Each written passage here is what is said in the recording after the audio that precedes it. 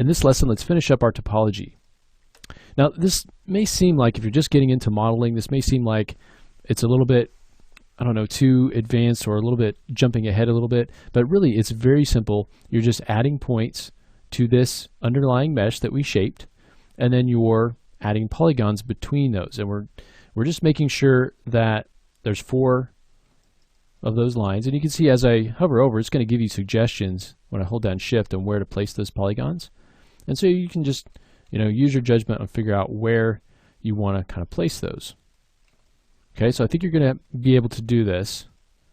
I'll just come in here and kind of finish this up. And I'm just kind of ending close to where I think the midline of this would be. So you don't have to get it exact. And also we don't have to have the polygons be too terribly close together. So use something like that.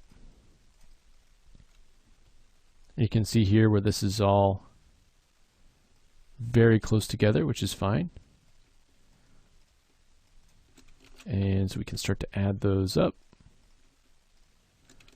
And I'm only adding just a few of those points because, we're working with existing points as well. We're not doing it completely from scratch because we have already, oops, I can get the right one there, already those added. Now we can start to pull in these larger open areas, start to pull these points across because you don't want it kind of too close together. We'll try to keep that last loop very close to the armhole or the arm opening. Just middle mouse dragging this around.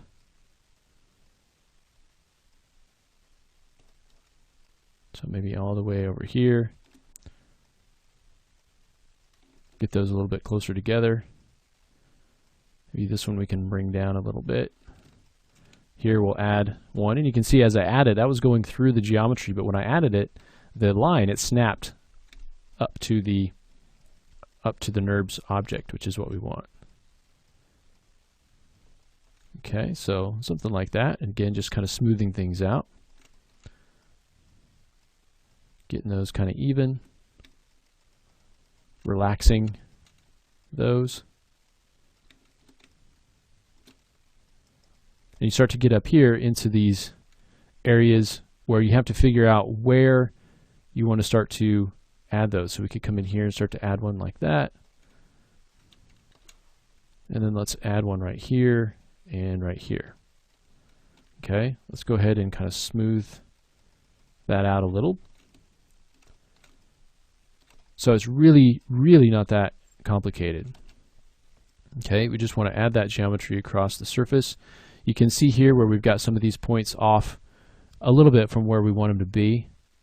And so I can sort of move that over a little bit. That's actually pretty close. If we need to kind of move this down a little, we can. Just get it close there.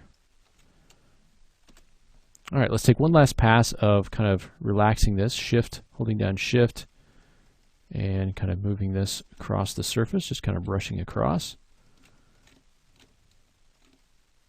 Along the back as well.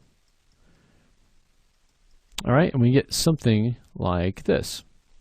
So now when we're done with our topology, we can turn off Quad Draw, and then we get a new piece of geometry. We can go in and let's turn off the Make Live, and we can do that just by turning off the magnet there. Make Live's been disabled. Let's hide our blank, so Control H to hide. Here is our new topology that we created. So that's what you just did by placing those points and then holding down Shift. You created all those polygons that are now connected together to create this really kind of complex looking shell.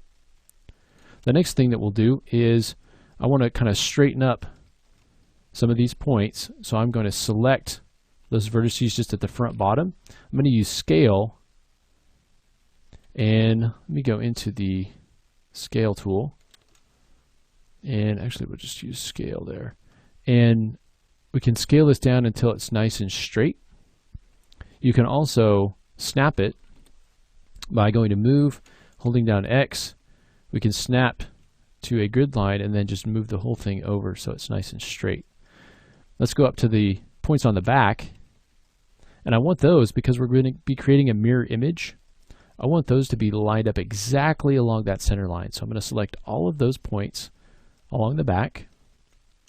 You can see from the front here, they're not nearly lined up. And so we'll hit X with the move tool active. Now you can see that those aren't snapping. So let's go down and we need to make sure that we turn off retain component spacing. And so I think the ones at the bottom were just so close. They didn't actually, they snapped, but they didn't align. And so you want to make sure that that component spacing is off, as well as you want to have the world move axis selected. So now this front is lined up with that line from our image, and the back is lined up here with the back. Okay, so we get something like that.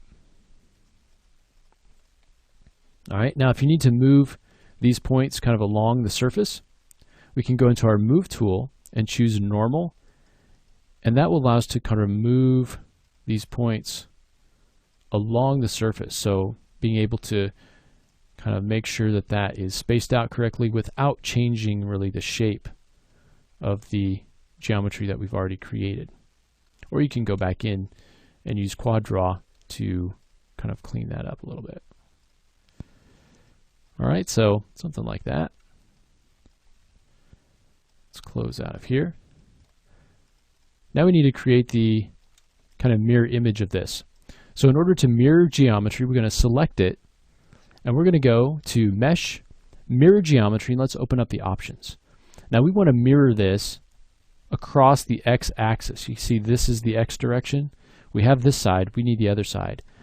Looking at this axis, this is the positive x, the other side is the negative x, and that's really what we need. And so we'll do, in the mirror direction, we'll choose negative x, mirror that, and you can see that that's created the other side, so we don't have to draw the other side. So let's go ahead and stop here, and then in the next lesson we'll come in and begin to add the rest of the detail and thickness to this piece.